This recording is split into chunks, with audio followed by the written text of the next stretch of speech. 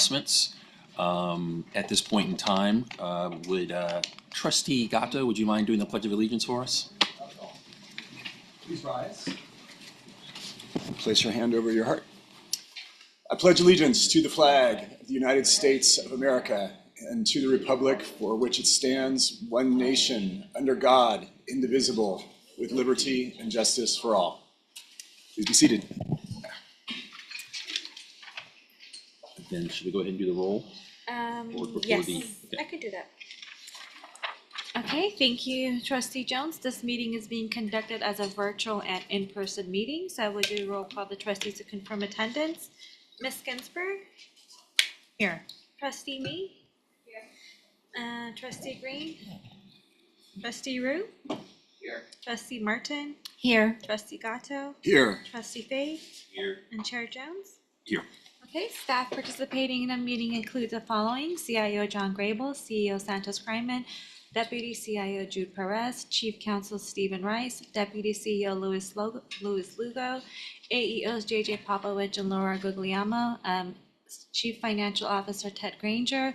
Investment staff presenting today are Vachem Masarajian, Chad Timko, and Kwok Nguyen.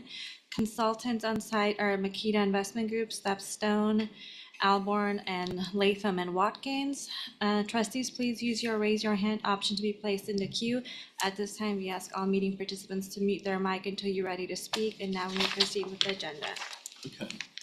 All right, so the next order of business will be our ratification of officers, currently revised for the 2024 year, given some of our retirements. That's through there. Do I have a Motion. Do I have a motion? And just to be clear, it's the seniority and exchange of events through there that David Rue would be the vice chair and that Jason Green would be the secretary moving forward. So do I have a motion?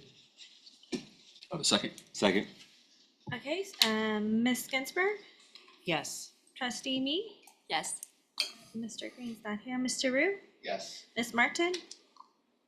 Yes. Mr. Gatto? Mr. Fay? Aye. Chair Jones? Aye. Okay, the motion passes unanimously. Okay. Next order of business would be our election of trustees to the Joint Organizational Governance Committee, more affectionately known as JOGC, and the Audit Committee.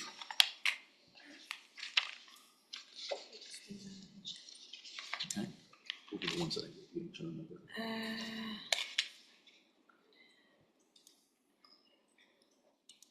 Okay, so what was, Audit. yeah, for audit was Nicole. Right? Oh, yeah, and then Okay. for All right, so I'd like to nominate audit for the audit committee for Nicole, if you'd be open to that. And then for JOGC, Trevor. Trevor, yes, that's right. Trevor drew the short straw on that one. So I was gonna make you do that one. On that one, do I have a second? Okay, do I need a first, actually? No, No? just any other nominations? Any other nominations? No? Okay, All right, cool. thank you. All right, thank you. Okay, under procedure for teleconference meeting attendance under AB 2449, we don't have anybody participating today. Okay, awesome. All right, so now we're gonna get into the approval of the minutes from last time. Do we have any corrections or anything at all? Anyone noted from the minutes? Okay, if not, can I have a motion to approve? Thank you, Trustee Gatto. Second. Trustee Rue. Okay, Ms. Ginsburg? Yes. Ms. Me? Yes. Mr. Rue? Yes. Ms. Martin? Yes. Mr. Gatto? Mr. Fay? Aye. Chair Jones? Aye. Okay, the motion passes unanimously. All right, we are flowing. So next up, we've got our executive update section and. No public comment either. Oh, I'm sorry, no public comment. And that's a first for a long time. And so executive update section, we'll kick it off with our CIO, John Grable. Good morning, Mr. Chair, trustees. Welcome to Ms. Ginsburg. Congratulations to the new board officers and the new committee members. I think that all those are positive developments for everyone. There was a lot of information shared this morning at the Credit and Risk Mitigation Committee meeting. I'll start with an announcement that next month we're scheduled to have a Corporate Governance Committee meeting, and we have a guest speaker. And the guest speaker is scheduled to be Amy Boris, and Amy is the current Executive Director of the Council of Institutional Investors, or known as CII. LACERA has been a member of CII for 25 plus years. And I, encourage all staff, all trustees to be in attendance for Amy. And today's agenda includes, for the Board of Investment, includes maybe the most important decision that the Board of Investments makes, and that is our strategic asset allocation for both OPEB and pension. There are recommendations for the board to adopt slight modifications to both asset allocations. Both are part of a long methodical journey, deliberation over 10 plus months. So I look forward to that discussion. So if we can turn to slide 4.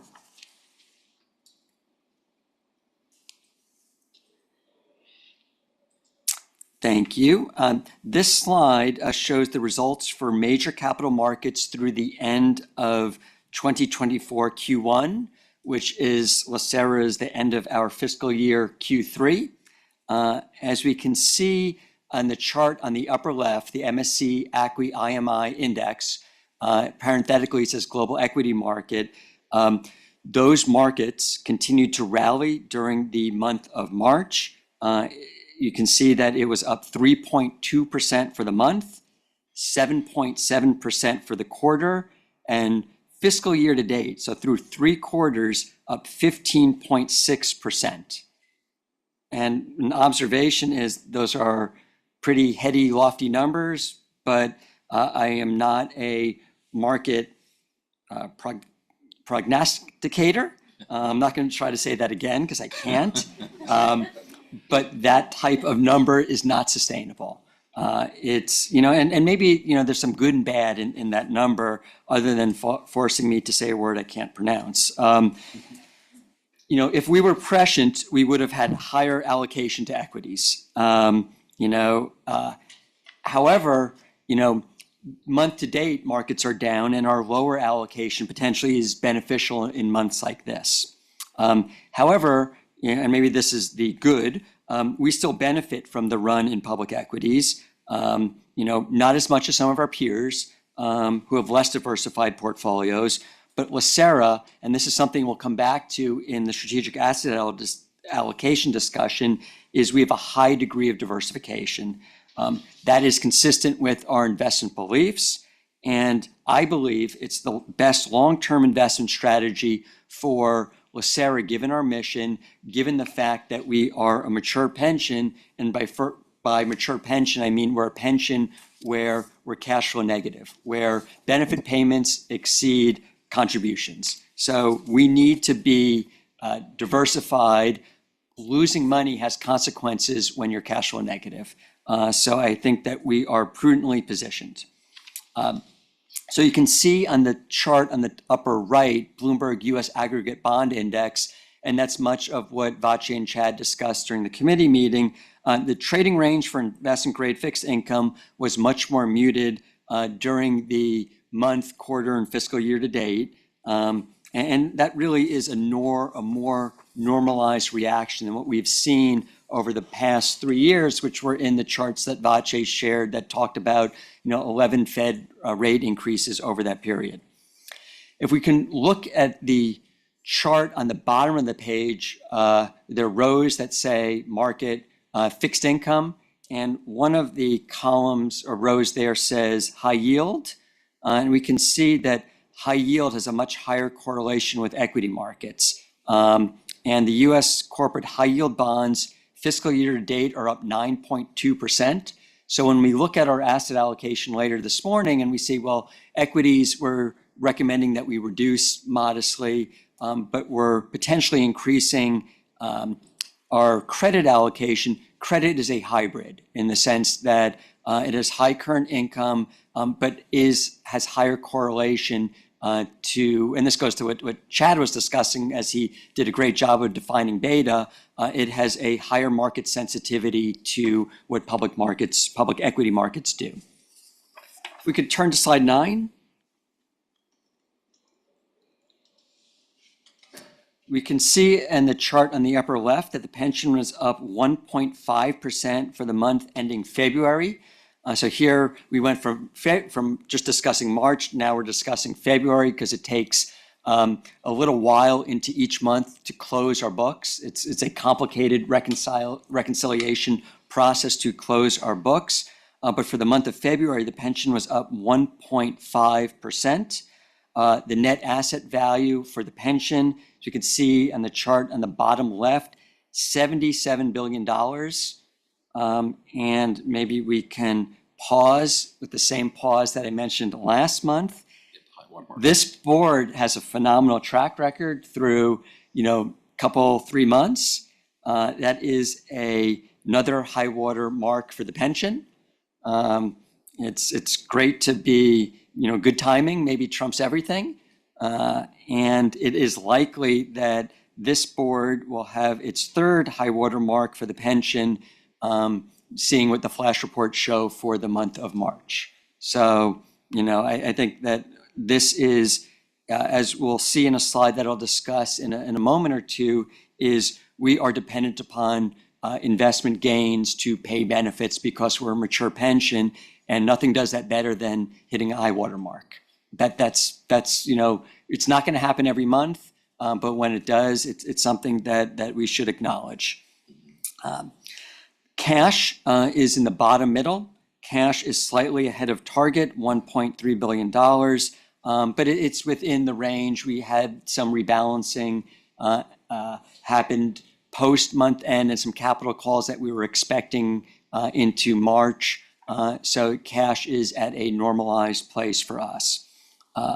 On the right, asset allocation, this is our current strategic targets, and all functional categories are very close to target as represented in this chart.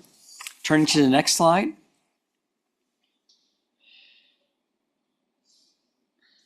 This slide shows the historical net performance for the pension on the top of the page and the OPEB trust on the bottom of the page.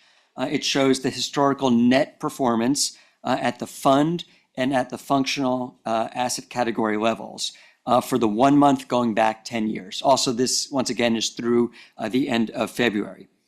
The pension, we can see, has solid long-term performance. We're ahead of our benchmarks, with the exception of the 1 month period.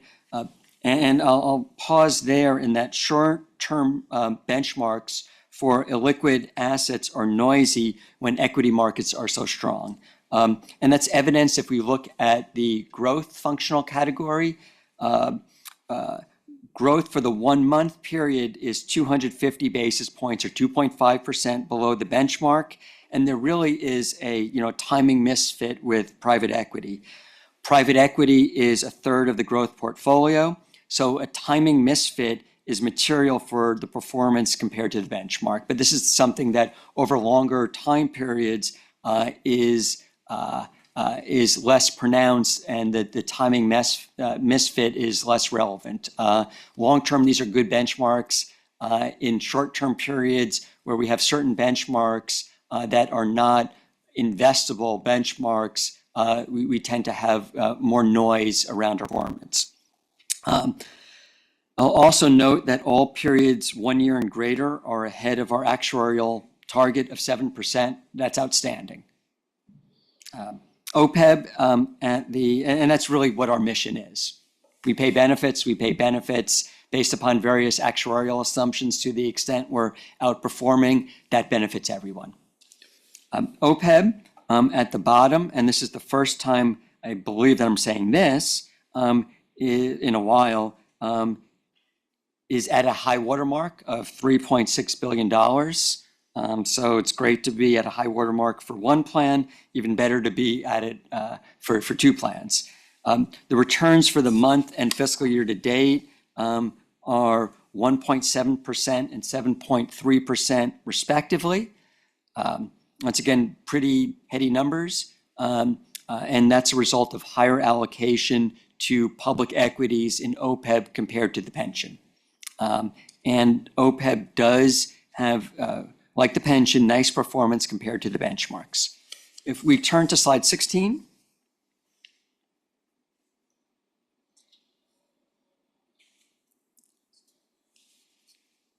Looks like we lost the slide, so I'll wait a second. Hopefully we can pull slide 16 back.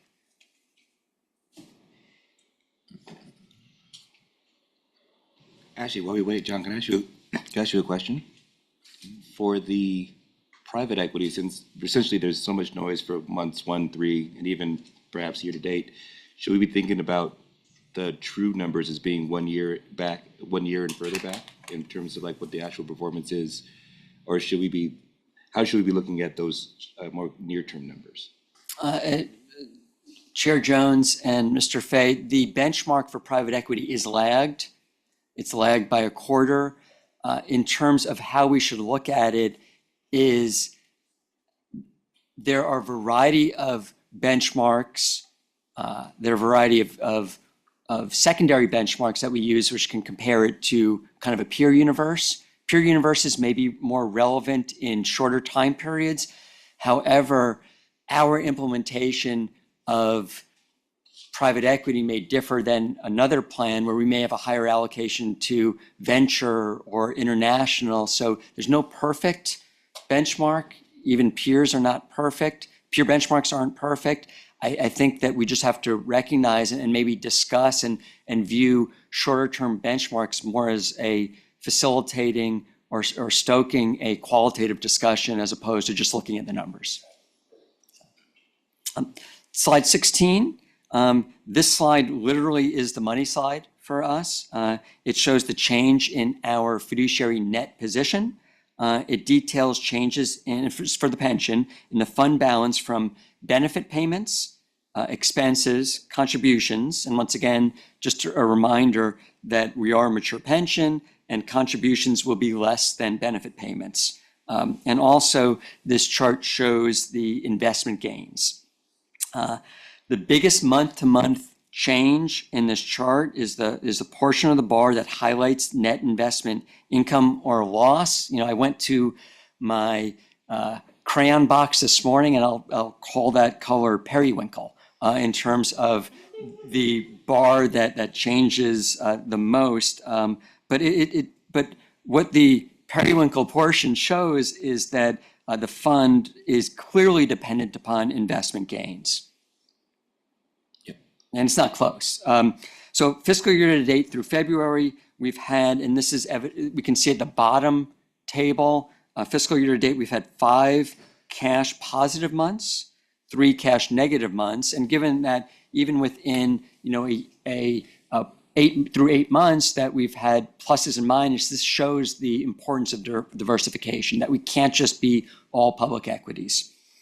The net position of the pension has grown by $3.1 billion fiscal year to date, and that $3.1 billion is a net number. So so that includes about $3 billion that have been paid in benefit payments and refunds to members. So growing by $3.1 billion while dispersing $3 billion, that's, once again, that is something that we need to remind ourselves of the importance of the fund's performance and the consequences of not having a diversified portfolio. And if we can turn to slide 18. There are several items of note on this slide. First, on the upper right, I'll draw your attention to the cash overlay. The cash overlay program is designed to maintain liquidity, adhere to our strategic asset allocation, methodically rebalance the portfolio daily, and it's used as a risk management tool. This is a program we put in place, I believe, in 2019. There's a footnote there that shows that began in 2019. What this slide shows is that we're nearing $500 million in gains through a risk management tool. And and it's over 500 million as of today. I looked at the flash report this morning, and just to put that $500 million into perspective, and here I'm doing math, that is about equal to the following two items. The first is 1 month's benefit payment, and the second is LACERA's annual operating budget. So just by better managing cash, adhering to the board's strategic asset allocation, and rebalancing the portfolio, we've paid an extra month's worth of benefits and paid for 1 year's operating budget. I've used the word outstanding, excellent. Once again, that's something that's worth reflecting upon. The second item on this page I'll draw your attention to is in the bottom right. There we list current outstanding RFPs, or requests for proposals. And I'll draw your attention to that last month we reissued the real estate emerging manager separate account request for proposal. The previous search that was listed last year did not result in a hire. So with that, Mr. Chair, I'm happy to pause for questions. Super. John, just one clarifying question. So if you go back one more slide, I think it was it, or it might have been 16, go back to 16. So the 3 billion, I just want to make sure I understood the significance of the 3 billion. So the 3 billion is the annual negative cash flow we have for benefits. Is that the way to think about that? And that whatever we net out over the course of the 12 months in our position change above the 3 billion is the incremental cash above that cash flow outlay. And Mr. Chair, I'll answer it the following way. Is just the two numbers for the board to keep in mind is 3 billion and 4 billion.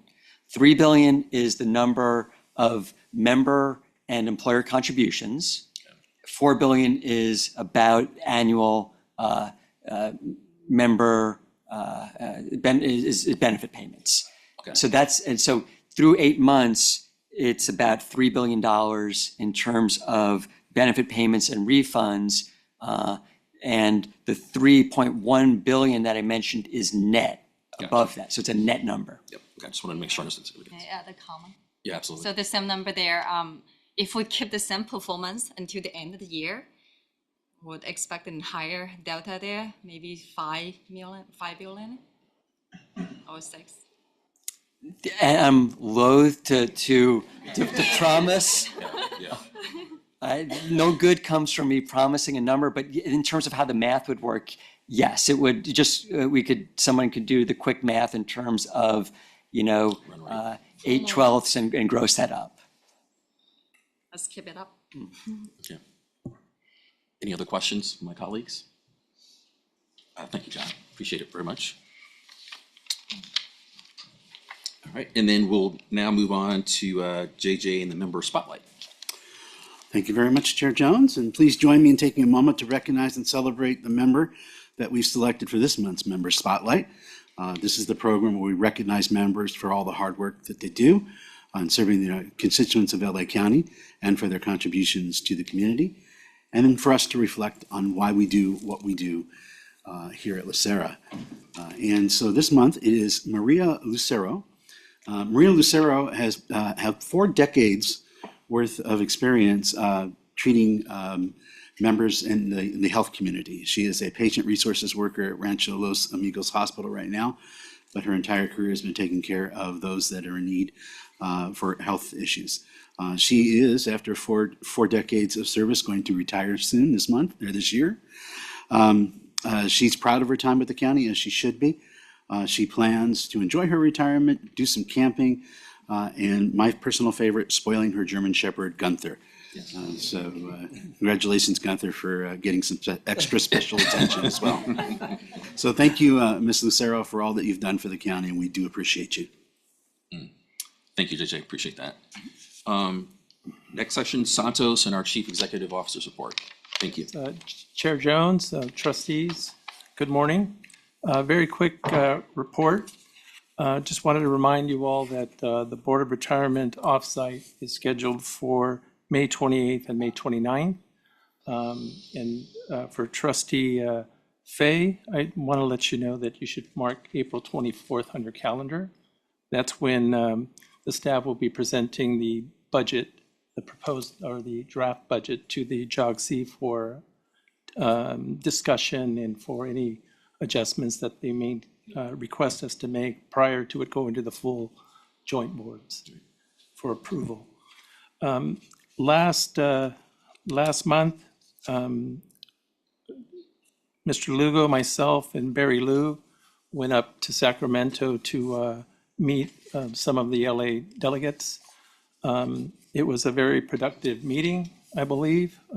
I likened it, and Mr. Gatto would probably appreciate this, as my legislative speed dating, where you go in and you talk to them for 10, 15 minutes, and then you kind of move on to the next person.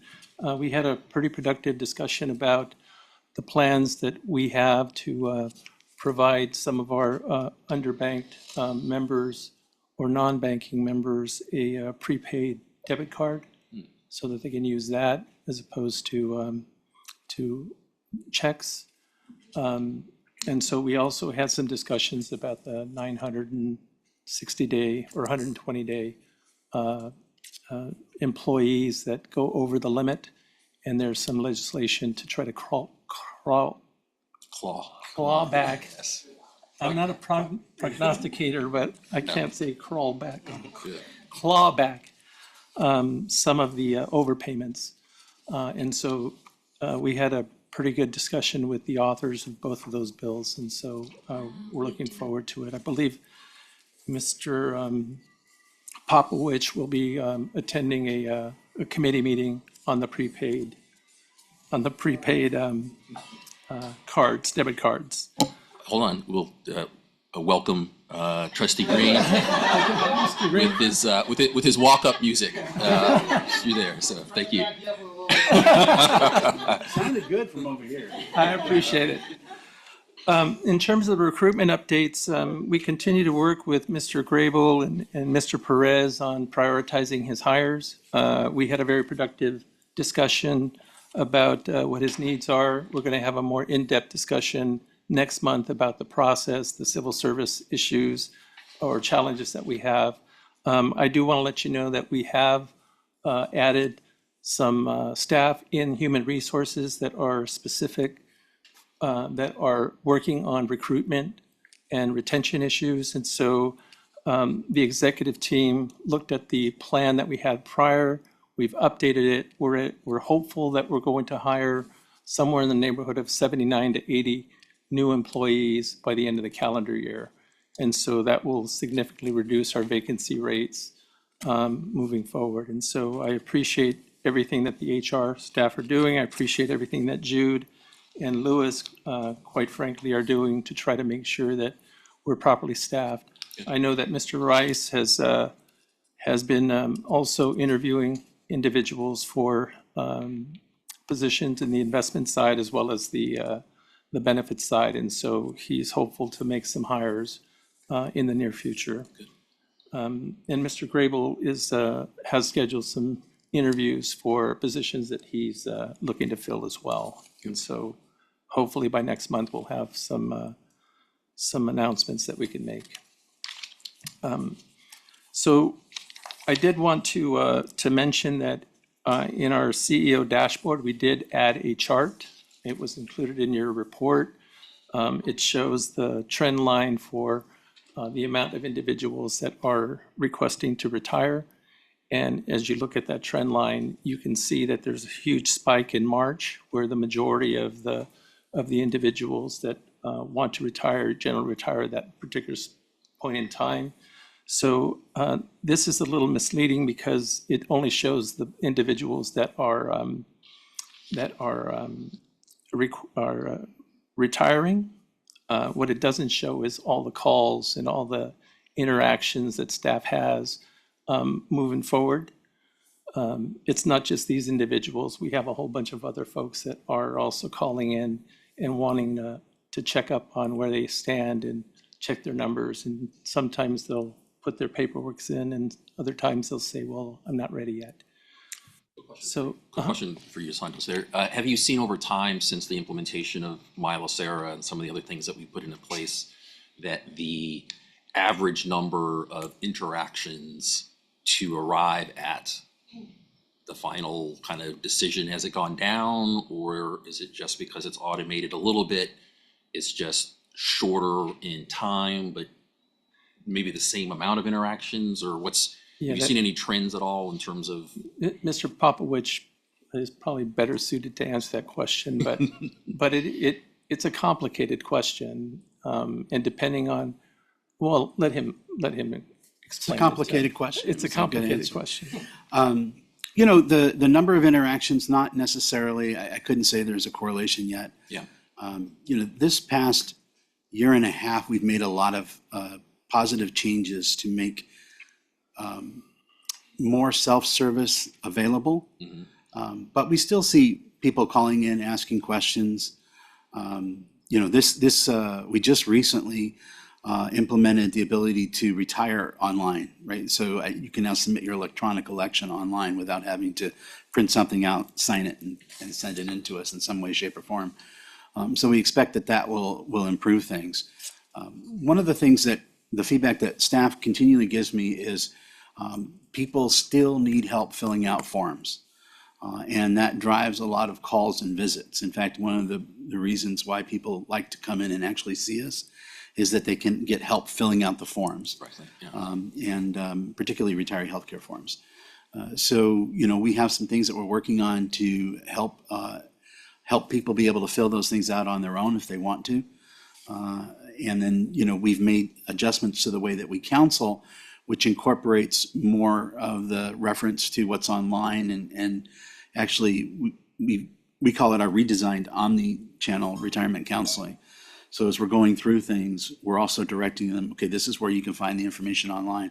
The hope there is that after they've gone through one counseling session, they don't have to call back multiple times, because, you know, there's so many questions that people have. But by saying, okay, everything we just talked about right now, here's where you go. And we actually send them an email at the end that says, you know, here's where you can find this information.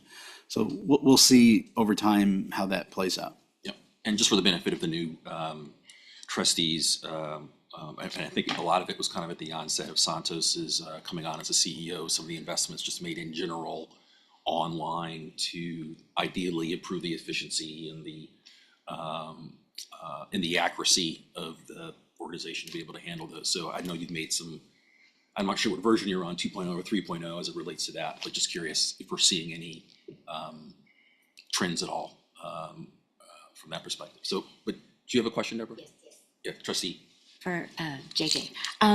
So first of all, I'm a recent retiree, so I think you've simplified the process. I didn't have to call in. I could do all my paperwork, but I know that a lot of people can't. So that extra effort with the staffing and stuff like that, you know, the counseling and referring them, because there is information there that you can read on the website. You just need to know where to go. So appreciate that. There's something that I've been watching the last few months, and it's the webinar satisfaction rate. It's been 0, so I thought maybe you could give us some insight on that. We don't have a good collection process for getting that yet. We're working on that. Okay, good. Sorry. Yes, trustee me. So the webinar, actually, I recommend one of my coworkers to attend. She was super satisfied with a lot of great information come out from it. So maybe just lack of, you know, way to assess it, but it was great. And then I think it's really effective way to communicate with a big group rather than one-on-one. And then I think it's great things to keep going. Thank you. Yeah, we are working on improving our satisfaction survey collection. The call center satisfaction survey is a voluntary opt-in before you take the call. Yeah. We take the call. And then, you know, it's an automated process. The webinar is, we're trying to do something similar to that. Yeah, can I just mention that, you know, we do our best to try to anticipate what our members would like to see, and we implement them pretty quickly. We do a very thorough job of testing it and so on and so forth. But ultimately, it's about the people. Our staff are top-notch. They've done a terrific job in member services, the benefits side. We have a brand new class that's coming in that should reduce the wait times that that we consistently monitor and obsess over, quite frankly. And so I just wanted to make sure that my staff are appreciated and recognized for all of their efforts. I did, as always, I test the systems as just a regular person going into my LACERA, and I actually did go through the process of filling out to retire online. Mm-hmm. And I got to the end and I was like, is this an announcement? No. No, but I got to the end and I'm thinking, hey, I just need to hit this button right here, and my worries are different. Yeah, different. We would have Don't go rejected away. it, don't worry, we would have rejected We it. would have rejected it. But it's actually been a very, very intuitive system, and I was able to fill out all the paperwork as well. And so I did not hit the final button, but I did go through the entire process, and it worked perfectly. So with that, I'm happy to stand for questions. Any other questions from my colleagues for Santos or JJ for that matter? Great. Trustee Mead? Just real quick, did you mention that we're gonna expect a recruitment HR report sometime? Oh, yes. That report will be done next month. All right, thank you. All right, thank you, gentlemen. All right, so next are consent items.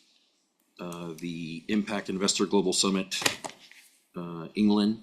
Do I have any questions or motion to approve? Oh, I'm sorry, did you have a question? No, I was gonna Okay, say move it too. Second, Trustee Fay? Ms. Ginsburg? Yes. Ms. Mead? Yes. Mr. Green? Aye. Mr. Rue? Yes. Ms. Martin? Aye. Mr. Gatto? Aye. Mr. Fay? Aye. Chair Jones? Aye. Okay, the motion passes unanimously. Super. Now, a nice little meaty presentation that we have coming up here. I know a lot of work's been done on this. The ethics and compliance as strategic priorities. That was, the consent was together, Oh, it was all together? Oh, Yeah. okay, yeah, okay, gotcha. unless there's questions. Any questions from your review of this at all, or the prior conversation we had? All right, motion on this one? Do we need? No, we don't need it. Okay, good, perfect. We keep moving. Excluded from consent items, non-consent items. All right, strategic asset allocation. Bring up the Makita Rock Band.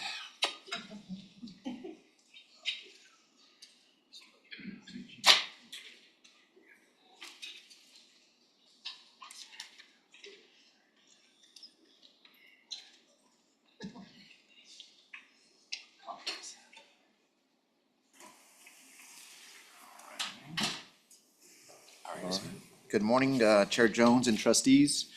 So today we continue our strategic asset allocation study.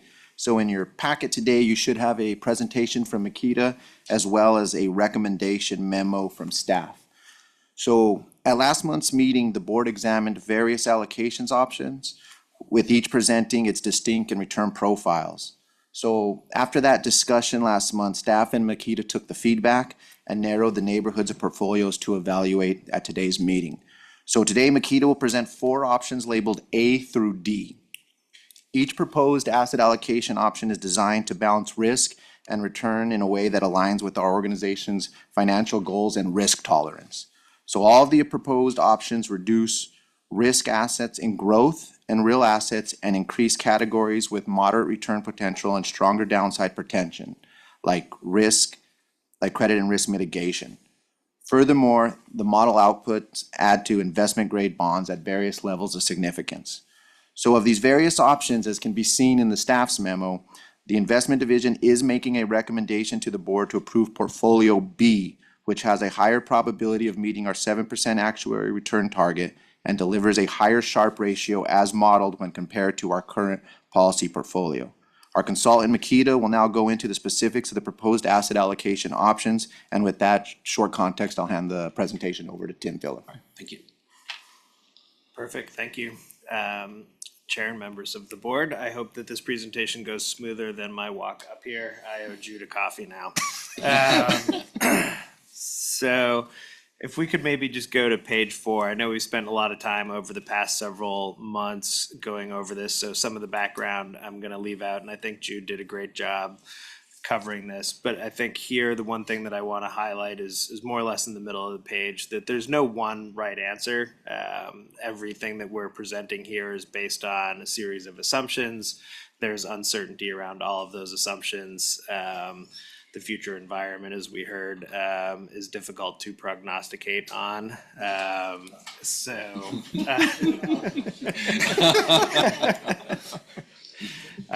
So what we're trying to do is just increase the probability of achieving LACERA's mission and objectives, and there really is no one right solution. I think we've narrowed down the field quite a bit through a series of discussions, so everything that you're going to see looks relatively similar, but there are some trade-offs that we'll discuss in a little bit more detail later. If we could go to the next page. This is the overall process that we've been through. And so there's clearly been a lot of steps in this process, from the last one where we discussed refining the neighborhoods to where we are now, where we have a series of recommendations that we're comfortable with, and staff has proposed selecting portfolio B, as we'll get into a little bit later.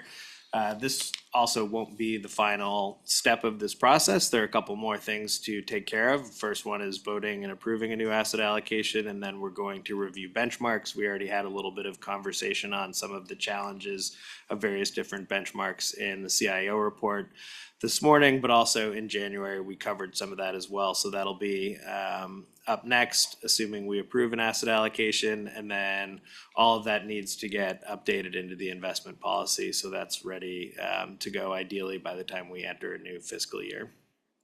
If we can go to the next slide. I'm sorry, one more.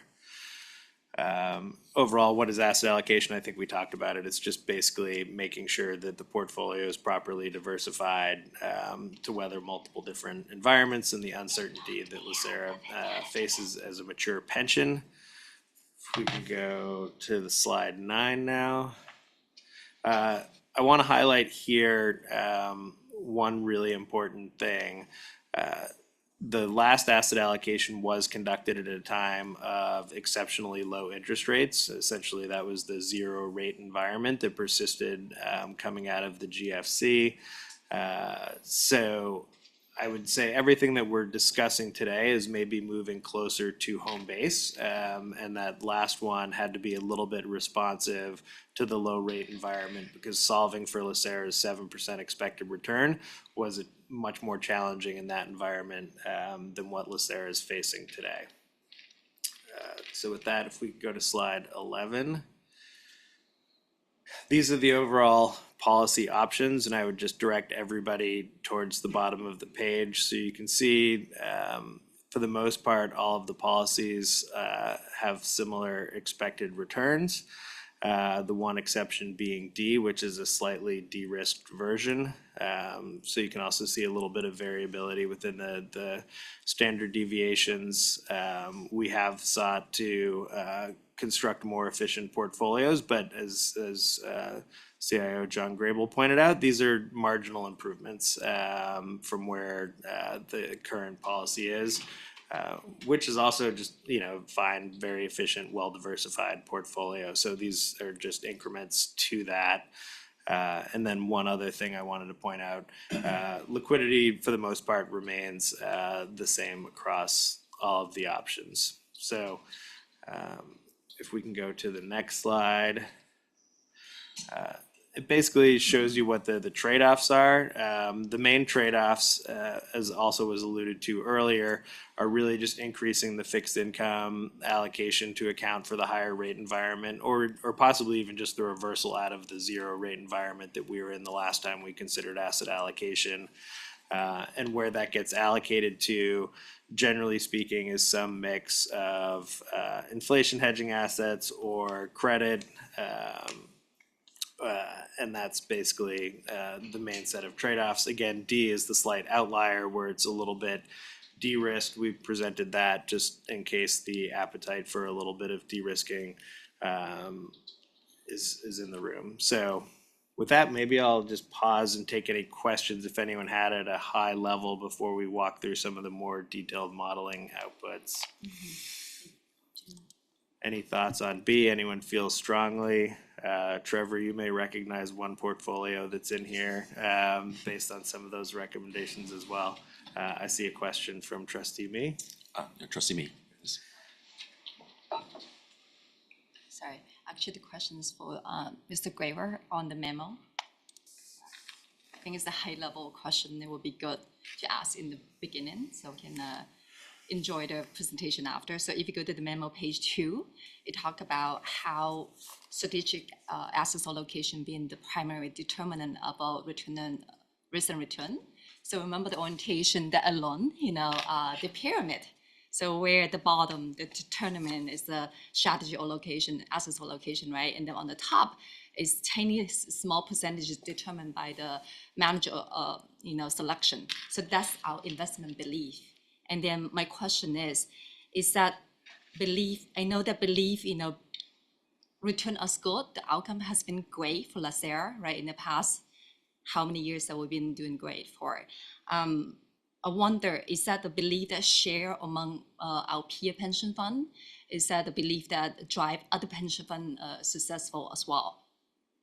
And Mr. Chair and Trustee Me, the slide that's being referenced from orientation is a triangle that disaggregates the components of contributions to return for institutional plans like LACERA. And in that chart, it shows that, and this is based upon a study done, I believe in the 80s by Brinson, Biebauer, and Howard, I believe. And it shows that 90% of the variability in returns for institutional portfolios is attributed to strategic asset allocation. And then in that same chart, it shows 5 to 7% is attributed to structure reviews and the structure and implementation of an asset category, active versus passive, things of that nature. And then the remainder is attributed to manager selection. So that's the chart that is being referenced. As it relates to our investment beliefs, and Tim may be able to speak to this, but I believe that most institutional investors, most in public pension plans that are situated in a manner similar to us have a similar belief in the importance of strategic asset allocation. So that being our primary investment belief is not an outlier. I think that's probably pretty standard for institutions like LACERA. Thank you. And I'll just confirm that is the case. For investors that do have investment beliefs, that would be the central tenet of most of them.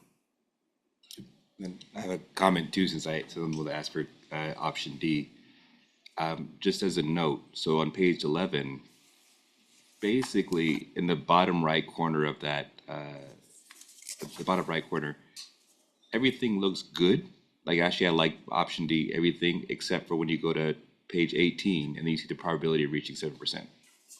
So that's what we have to do. So other than that, fixed income would have been like a much easier choice. But I just wanted to put that for posterity because we wanted to double check to make sure that we can decrease risk, but not so much that we don't hit our return thresholds.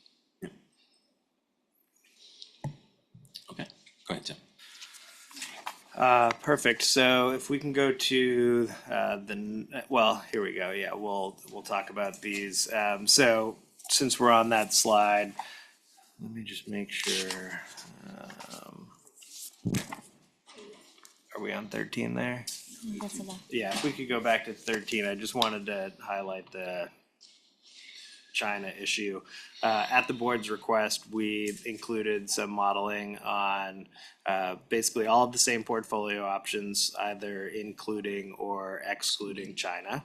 I think there are strong reasons for looking at this, obviously geopolitical tensions being one, and various different changes in our own sort of political and legislative environments being another. So I think folks need to be aware that China is a large portion of most global investors' portfolios.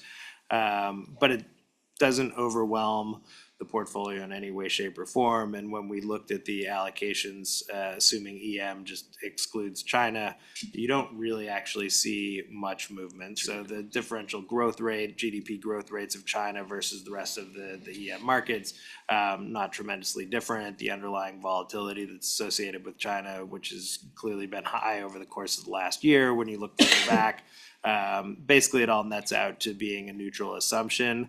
We did want to present this to the board just for your consideration. This isn't the only bite at the apple here as far as how you think of yourselves as global investors, and how you're addressing some of the circumstances with China and our own political environment. That can be done in structure reviews, that can be done at each different manager selection opportunity. So whether or not you're considering any of the options that are ex-China, there's plenty of times throughout the cycle to review exposure to China, particularly if the legislative environment does change. There are mechanics that you can do in the portfolio implementation that'd be rather easy. Your biggest exposure is going to be in passive global equities to China. Relatively easy to implement that differently with your existing provider. So, but we did want to have that and see if anyone had any strong thoughts one way or the other on that. I just have a question on that. Having exposure to China, I think, is fine.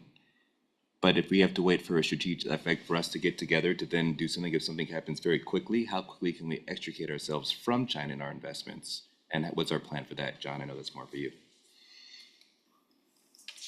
Mr. Chair and Mr. Fay, I think we had a live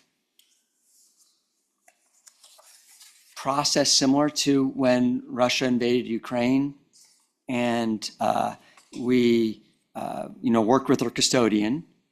We still may have some securities that are locked in, that are custody in Russia that are not worth or are not being priced currently. We follow the federal guidelines, on what's called the OFAC list, and we don't invest in securities that we're not allowed to invest in. So that's part of our compliance exercise. I would say that it's an easier process as it relates to changes in the environment for publicly listed securities. There's a list. We can have discussions at the board. That was done. I think that we reported to the board at the time, within weeks. So I think it happened at the end of February. In the March meeting, we had a report to the board, and there was a discussion. The one thing that's much more complicated is, and it's more so with China than with Russia, Ukraine, is our analysis predominantly is based upon companies domiciled. It does not include supply chains or sales. So, for example, it's easier for LACERA to adjust its portfolio than for Apple, for example, to change how it manufactures, how it sells. That's the aspect that's much more complicated. And the analysis that Tim shared, in some cases, is false precision, because this just focuses on companies domiciled, does not focus on supply chains. That makes sense. And can I follow up real quick? What I'm most thinking about is if we have anything that's stuck there the way that we have things in Russia now, how can we mitigate that? Because if there's ever an issue militarily, legislatively, whatever, the value of that might go to zero. So the public's makes perfect sense, but on the private side, thinking about making sure that we don't have too much exposure to being locked up. And Apple or any other company that's using supply chain, that's a systemic risk. Yeah. Everyone has that. Yeah. Mr. Chair and Mr. Fay, maybe seeing the added aspects of the question, a couple ways to think about it are that one of the reasons is why we work with a custodian as big as State Street. State Street is the largest custodian in the world, and they help us in situations like this. So I think that's part of it. The other aspect is when we underwrite an investment and say we see a hypothetical credit portfolio that is going to generate, our underwriting says that there's a target 10% return. And you can get that 10% return by investing in a credit instrument in the US versus the same 10%, in some other jurisdiction where there are more complicated risks associated with custody, with repatriation. That's part of the underwriting, that on a risk-adjusted basis, the 10% credit in the US is a better credit. So that's part of our underwriting analysis. And then maybe one added wrinkle is when we do invest in markets such as China and have illiquid investments there, often our investment will be in kind of an offshore feeder, such that the assets are not custodied within China. They're in Hong Kong or somewhere in some other jurisdiction. So that's another aspect to it. Just hold on a second, Trustee Gatto. Is that an old hand on your part or a new hand? Okay, go ahead. I saw your hand up first. Yep. So yes, I do want to ask about China. I think China is the second largest economy in the world. Personally, don't think we should look past that. There's a lot to gain from it. Speaking about geopolitical risk, I believe the risk is different for different sector and different industries, and then some industries much less impacted or minimal, and then I think we still can invest and get a lot of gain out of it. And some sector might be highly impacted by the geopolitical risk. For example, some sensitive technology, right? So would you mind to make a comment about the different sector industry? What area you think we still is great to invest in? What area that we should stay away from it?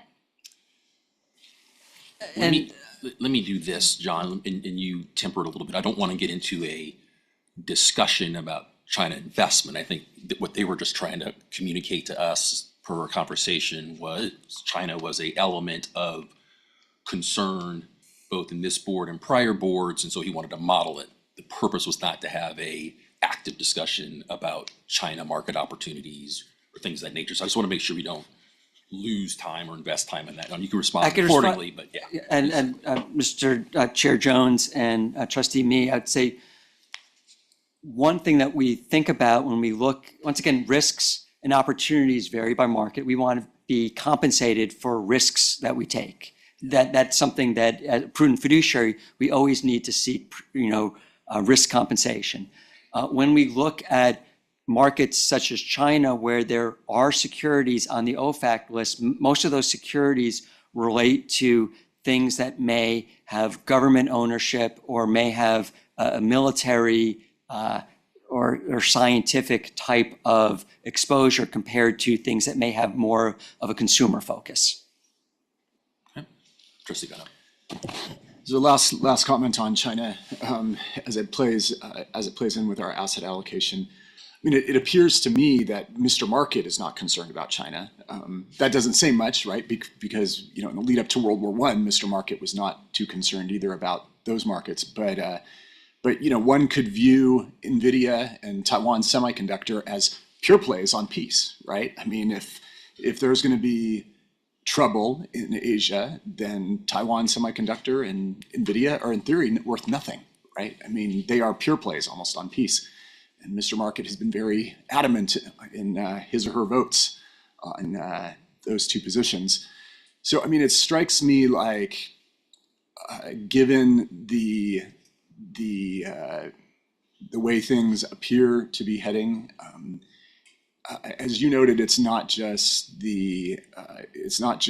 things that, I mean, we focus on things that are domiciled there, but there's the American companies that do a lot of business there, as you noted.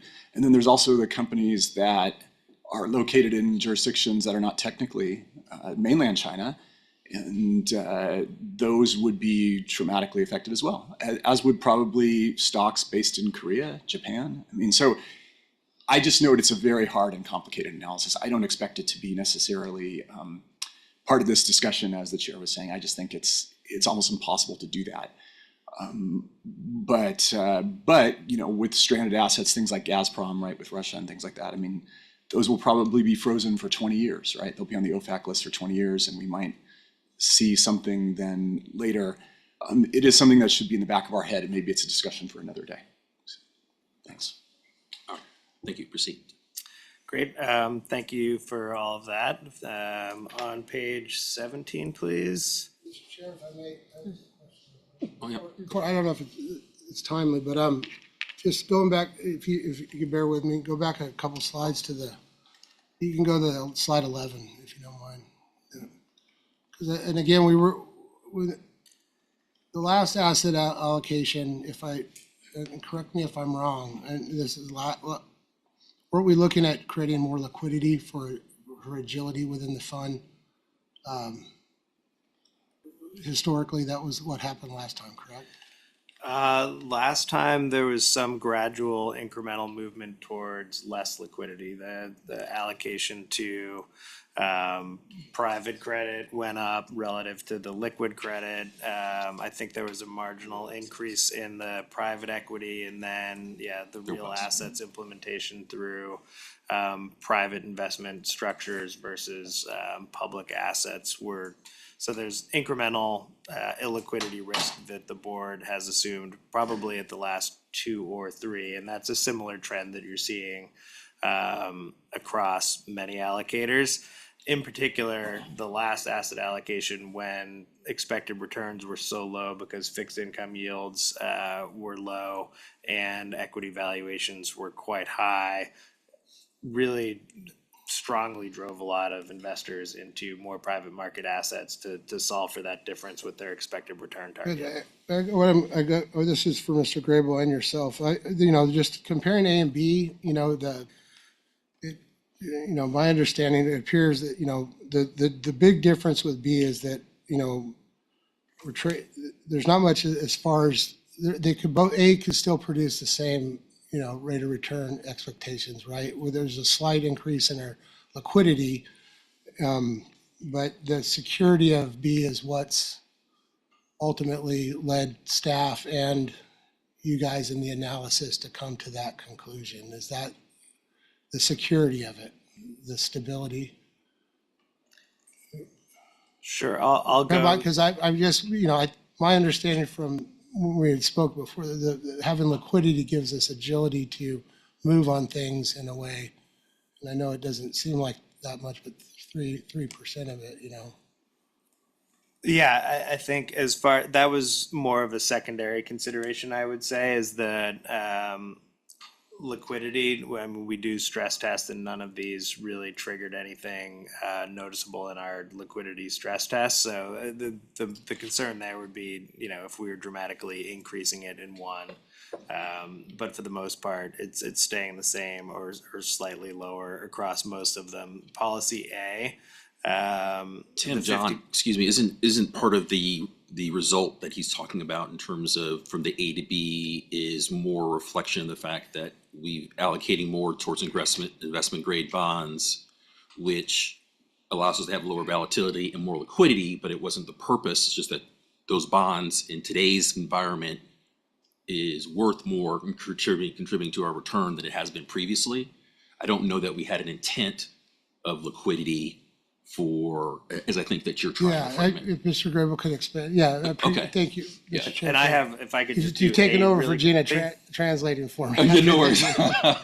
We all help each other out. Yeah, so one of the main things that you're seeing in A is to keep the risk level the same. Investment grade bonds in that portfolio was basically constrained to be 10%. And we reduced long-term government bonds to pick up additional risk mitigation. That's from hedge funds, which is an illiquid asset category. So that's the main trade-off that you're seeing in A, was constraining the investment grade bonds and utilizing hedge funds more for their defensive characteristics. And that, among other things, is giving a higher Sharpe ratio. Mr. Grable, if you. And Mr. Chair and Trustee Green, I think we've discussed in the past the word agility And I think maybe liquidity and agility are being used kind of as a synonym. We are agile as it relates to how we implement things such as private equity or infrastructure, or hedge funds or liquid credit, some of these asset categories. And we discuss in structure reviews, like the amount we will put in co-investments or in our emerging manager programs, or we'll seed firms. I think there, are the liquidity we have, and those allocations allow us to be agile and to have the best, compensation and returns for those investments. But I think that the liquidity that's on this chart at the bottom of the page is more focused on the ability to have sufficient liquidity to meet our monthly benefit payments. Fair enough. Any other clarifying questions? Team? Okay. All right, go ahead, Tim. Perfect. If we could just go to 17. And I'll go a little bit quickly through some of these here. The main point on this slide is that if you look on the left-hand bars for each of the allocation options, that's the diversification by capital. So that's the percent allocated to each category. But when you zoom out and you just look at it from a risk basis, the growth and equity risk factor is the undeniable risk in all of these portfolios. That's driven by the need to meet the actuarial assumed rate of return of 7. To get that, you have to assume, that as your major risk factor. So while it may look different on the left-hand side of those bars, the right-hand side is still very much dominated by your growth risk. Next slide, we'll just do the MPT-based analysis here. So I think this is interesting to look at. So if we start at the bottom of the probability of the returns, you can see that IPS through C all have strong probabilities over a long period of time of making that 7% return. You do see a little bit of degradation in that with D. We still modeled it so that you're gonna be above 50%, but you're talking something that's, a coin flip on one hand, or something that's maybe slightly loaded dice on the other hand, would be how I would describe the major differences there. Clearly when you look at the worst case returns up at the top, or even the probability of negative returns, you do get some incremental improvement from the IPS through to C, but it's hard to notice, and probably certainly within the realm of false precision. D does have some observable risk mitigating characteristics, and those are the main differences across the portfolios.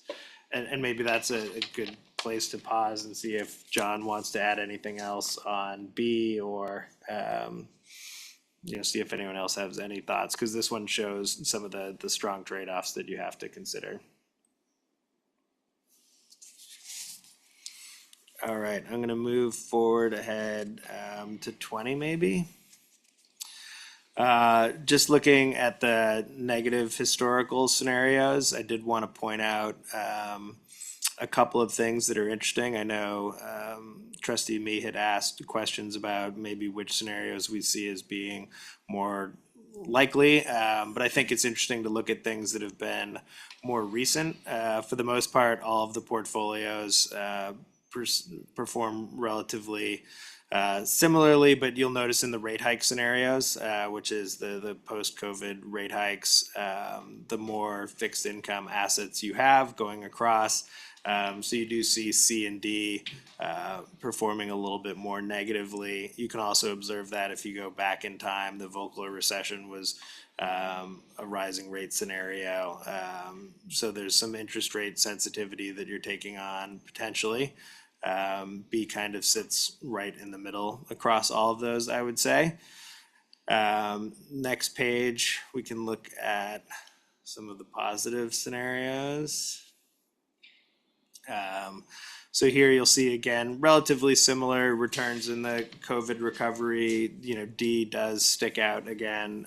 It's not going to capture as much of that upside for you really as these other scenarios do. But I would call the sort of these scenarios from the IPS through C to all be relatively simple and maybe just some optimization with B sitting in the middle again.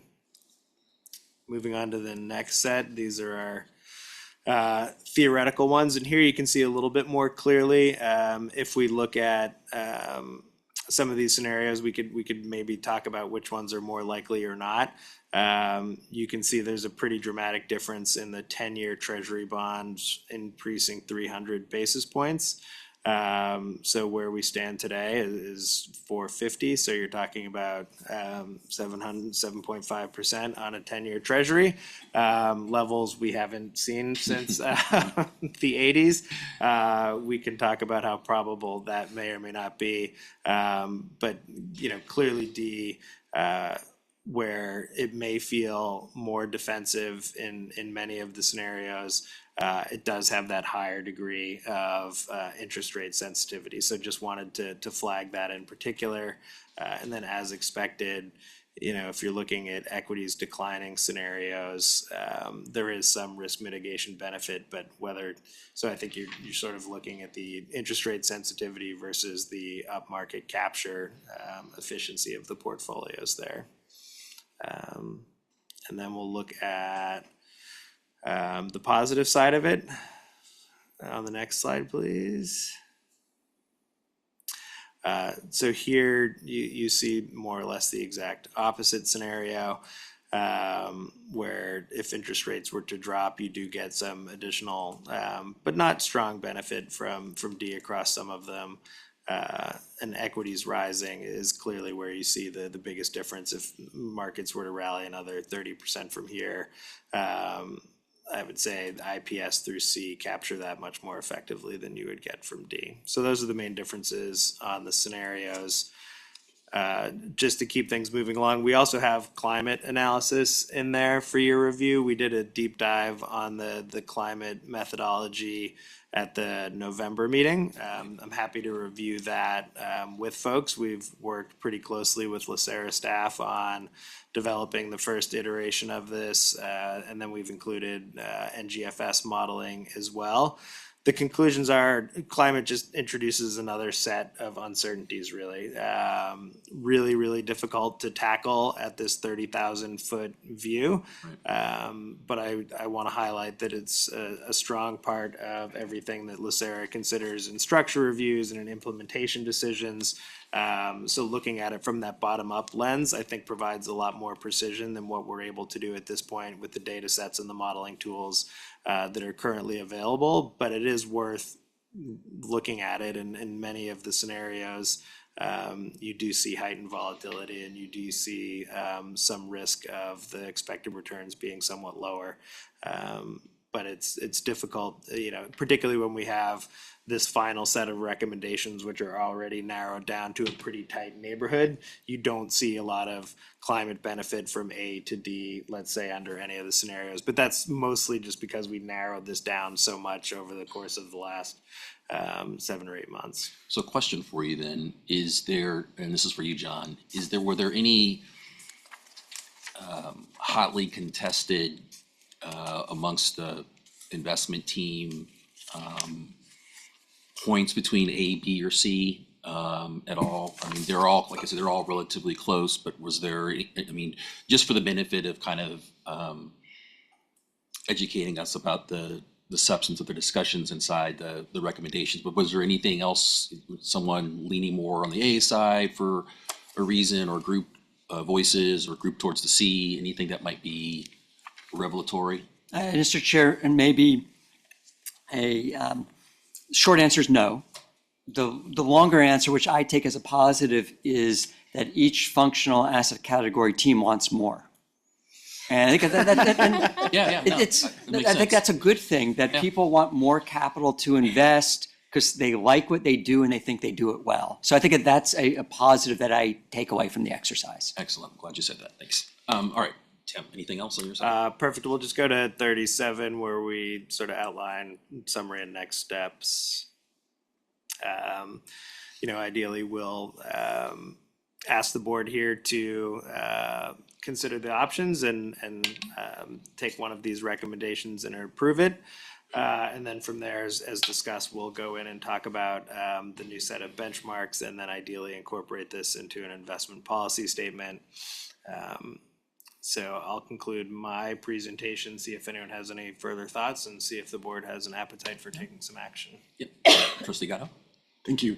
One of the things that struck out, or that stuck out to me was in the IPS, the IPS has the lowest allocation for IG bonds, but it has the highest for long-term government. And I wanted to understand the reasoning behind that. So basically the last time around, because interest rates were so low, it was really difficult to solve for the 7. But so the overall investment grade allocation at that time, I believe, went from 22 down to the current 7. So it was a pretty sharp reduction. And what Vache was talking about earlier with the duration exposure, we just allocated more to long-term government bonds to make sure we still were having some of those defensive characteristics in the portfolio, just in, I would call it, a more efficient way in that particular market environment. Got it. I mean, because it almost, you know, like obviously the 2020 hindsight and everything, but it would almost be like planning, assuming we adopted something like this moving forward, right? It would almost be planning for a scenario where the junk market and some of the lesser than investment grade markets suffered, but it took down the investment grade bonds a notch as well, or made them suffer as well, like you saw during the great financial crisis. But then allocating more to government, safest asset, right? I mean, it almost seems in retrospect, like it seems like very, very conservative, right? It would seem like it'd be planning for a crisis. Just those two things.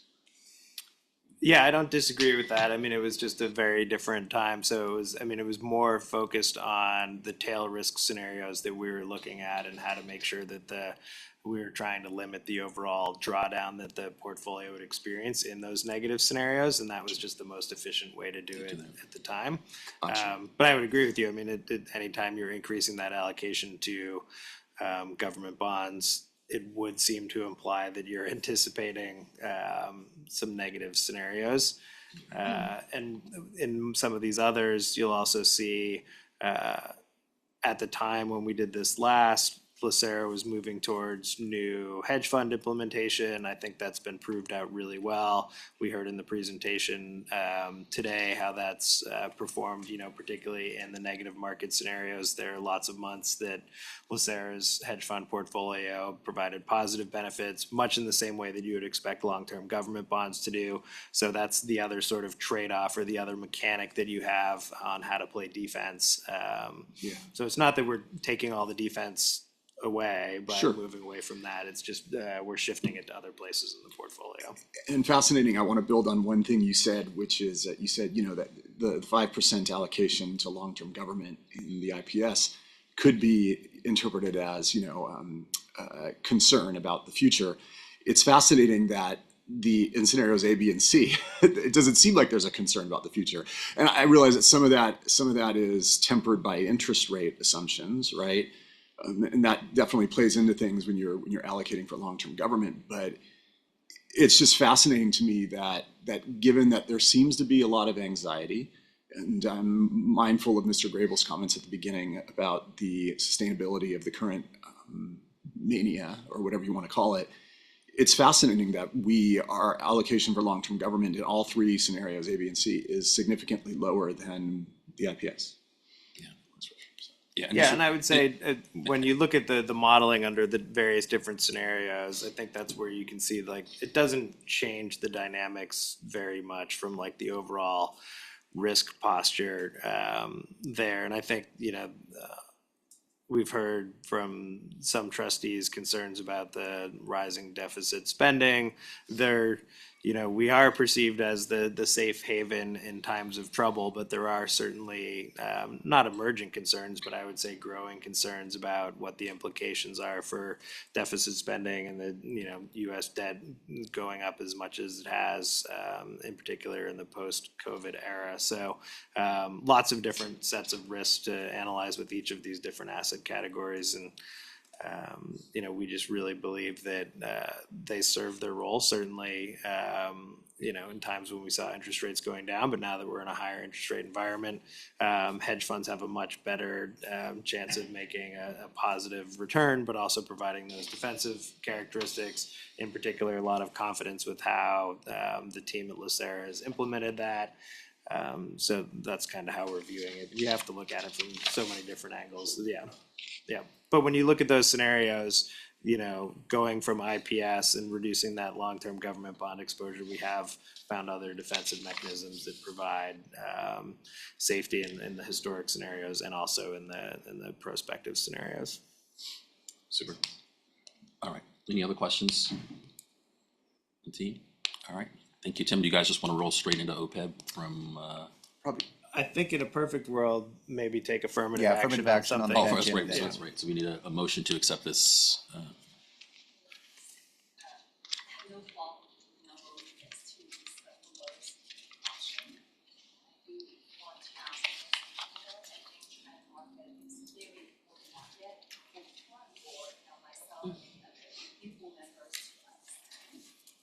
Risk and the opportunity in China, right? And then also because the geopolitical risk, of supply chain that create opportunities in other emerging Asia market. So I'm thinking, would it be possible we have a discussion in next meeting about China market and emerging market in Asia? Mr. Chair? Yeah. And once again, I know that I don't know if that was a motion, there's no second, so I don't know if I'm interrupting, but that's something that's scheduled for the offsite. Yeah. Yeah. Just so I was gonna Perfect. say that exactly. We do all those deep dives and that type of thing in that I'll move process. to approve staff recommendation. Thank you, Trustee Green. I can second it. Yep. Roll call.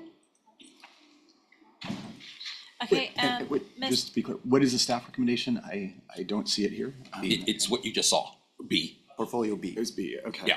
All right. Ms. Ginsburg, You clear? I'm sorry. Yes, I don't want I'm to rush you. good. Okay, just I'm want to be good. clear. Ms. Mee, Yes. Mr. Green, Aye.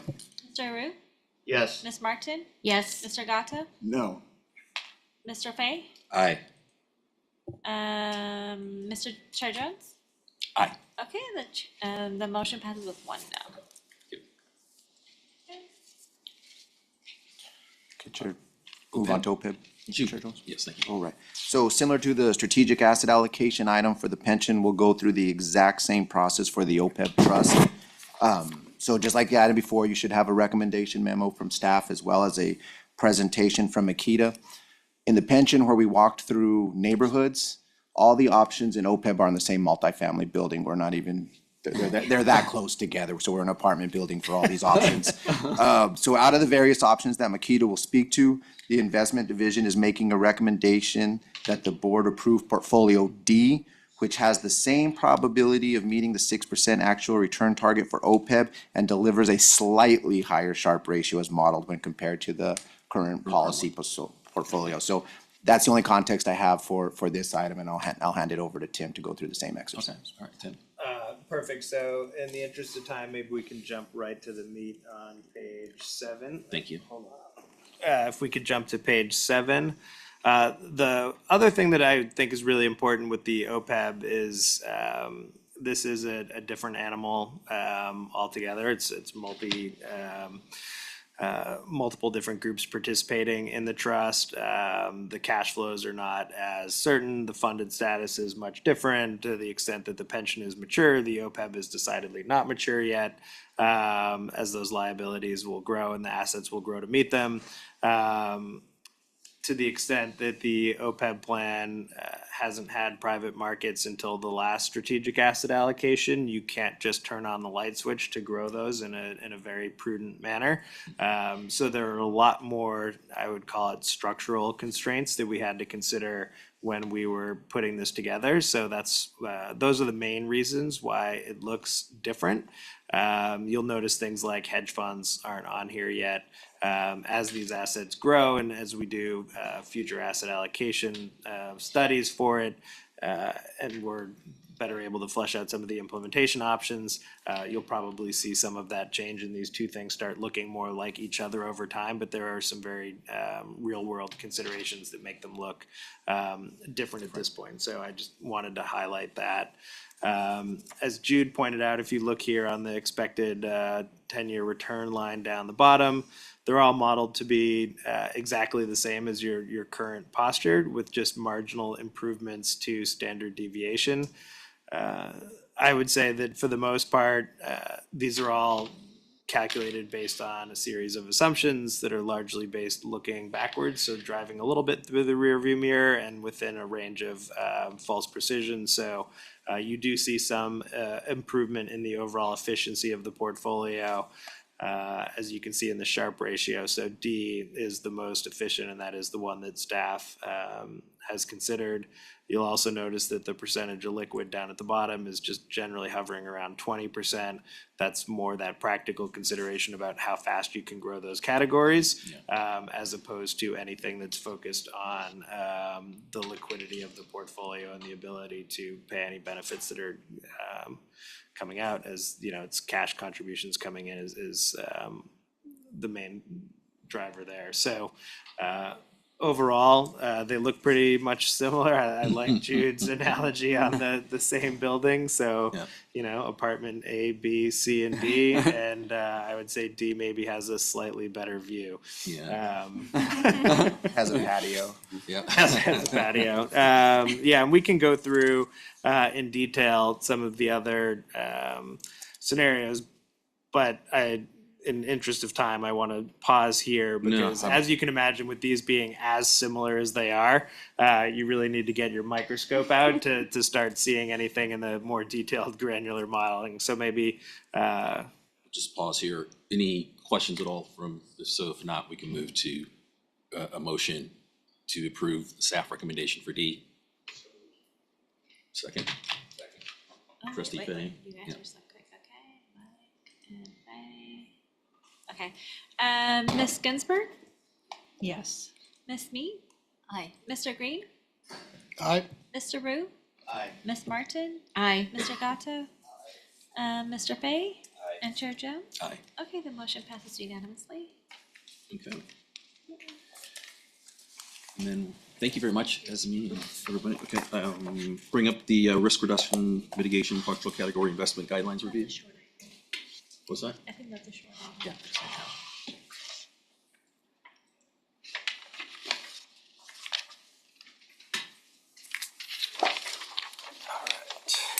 The last time we didn't have him present, he just was quick in and out. Solo performance. Yep, Just by myself. yeah. Sure. All right, welcome. Thank you. Oh, no. Thanks. Good morning, Chair Jones and trustees. So I have my prepared comments, and I'm happy to go through the entire presentation, or I'm happy to keep it brief as well. Since we have no changes proposed for the guidelines in front of you, these guidelines were approved by the board back in September of 2023. Our recommendation is for the board to reaffirm these guidelines that were approved.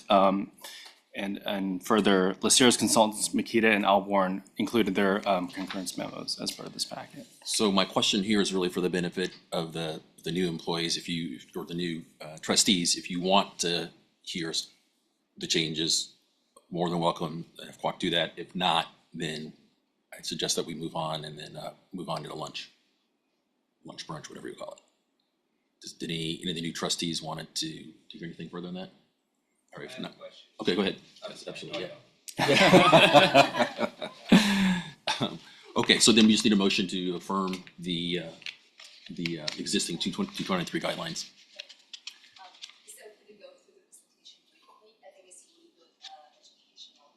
If you'd like, yeah, I was gonna say if you'd like, yeah. Go ahead, floor is yours. Happy to do it, okay. So again, today we are recommending that the board reaffirm the risk reduction and mitigation asset category guidelines as included on pages 8, 9, and 11 of this presentation. As a reminder, after the board approved the move to a delegated authority framework, staff indicated that a series of documents would be brought to the board, including asset category guidelines. Since then, staff has brought forward proposed guidelines for the real assets and growth functional categories. And in each of those proposed guidelines, staff has recommended modest changes to which have been approved by the board. For risk reduction and mitigation, again, we're not proposing any changes to the existing guidelines for these underlying portfolios, which include investment grade bonds, long-term government bonds, and hedge funds. The board recently approved these guidelines in September of last year. And additionally, staff discussed the performance of risk reductions portfolio earlier this morning during the committee meeting and highlighted that the portfolio and the associated guidelines are working as intended. So attachments 2 and 3 are where you can find the concurrence memos from LACERA's consultants, Makita and Alborn. If we move to the next slide. Here's where we show a timeline of the risk reduction portfolio. Since 2020, this portfolio has gone through 3 structure reviews. And as of today, or as of 10 minutes ago, 2 strategic asset allocations. One area to highlight is that in 2021, the strategic asset allocation resulted in decreasing the policy target from investment grade bonds from 19% to 7% of the total fund. After the board's decision a few minutes ago, that target has increased to 13%. We also show here that the last structure review, as I mentioned earlier, was approved by the board in September of last year. And the next planned structure review is slated for 2025 or sooner if necessary. This slide shows the delegated authority infinity loop, which should be familiar to the board. The board has seen this slide many times. Specific to this particular item, I'll highlight that section 3 of this infinity loop discusses the board's role in approving investment guidelines for each asset category. Here we show the role of risk reduction, which our team discussed in depth earlier this morning. At a high level, the role of this functional category is to reduce the overall risk of the total fund. And it does so by being a source of liquidity, preserving capital, generating modest income and/or returns, and diversifying the total fund away from growth risk, which, as Chad mentioned this morning, is a dominant risk in the total portfolio. And as shown below in each one of those sub-asset categories, they have their specific objectives in contributing to risk reduction's overall role. Here we show the risk reduction's actual allocations as of December 31st. In the second column on the table on the right. On the left, we show the policy target allocations at that same time, which closely align with the actual allocations.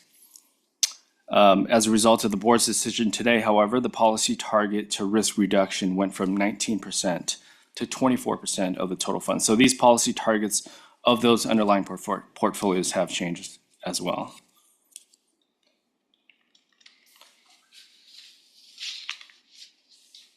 So this slide shows the current investment guidelines for investment grade bonds and long-term government bonds.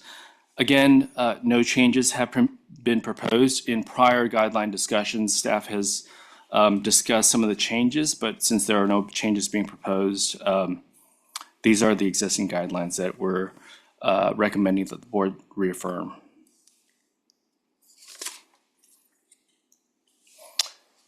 This is page 9. This is the hedge funds existing guidelines. Again, no changes are being proposed. So let me switch to this one is the last guideline table in the deck, which is the hedge funds emerging manager program guidelines. And again, no changes are being proposed as from the recently board approved guidelines. So in conclusion, we're recommending that the board reaffirm the existing risk reduction and mitigation asset category guidelines as presented on page 8, 9, and 11 of this packet. And at this time I'll stand for any questions. Motion in a second. I'll move to approve. Okay, Ms. Ginsburg, Yeah, yes. Ms. Me? Aye. Mr. Green? Aye. Mr. Rue? Yes. Ms. Martin? Aye. Mr. Gatto? Mr. Fay? Aye. And Chair Jones? Aye. Okay, the motion passes unanimously. All right. At this point, we will take a 25-minute break. So Or is the, are there any report items that are gonna be pulled? yeah, are there any, And then, for items for staff review, we have just one item, which is gonna be presented at the board offsite. And then we just have good of the order and then we go into executive session. oh, wow, it's a brief one then. Okay. Yeah, well, good. We're good for the order already at 10:30. I know. It's a shock to me too. Okay. At that level. So good of the order. Why don't you go ahead and call Sure. out those? Mr. Green? I have nothing, thank you. Okay, Mr. Fay? Mr. Rue? No. Ms. Me? No. Ms. Martin? No. Ms. Ginsburg? John? Santos? Steve? Tim? No, okay. Okay. I guess. Well, congratulations. First of all, being a Hooper and a girl dad of a Hooper to the lady University of South Carolina Hoopers for winning the Final Four, as well as to the men on the UConn side. So appreciate the great entertainment over the last couple of weeks for those of you. And I know JJ, March Madness means something different to you than it does to some of us, but no, a very enjoyable period. And then otherwise, just wanting to welcome. I'm not sure how official would I be, jumping the gun a little bit, Ms. Ginsburg, a little bit on your impending kind of. A little bit early. A little bit early. Okay, so I won't jinx it a little bit on that side, but yeah, but no problem on that side. But glad to have her here. Obviously, she's a replacement for Keith. And then without further ado, then I will just break for 25 minutes, and then we'll come back for closed session. Like 11:05. 11:05. Yeah. Okay. All right, thank you. Recording stopped.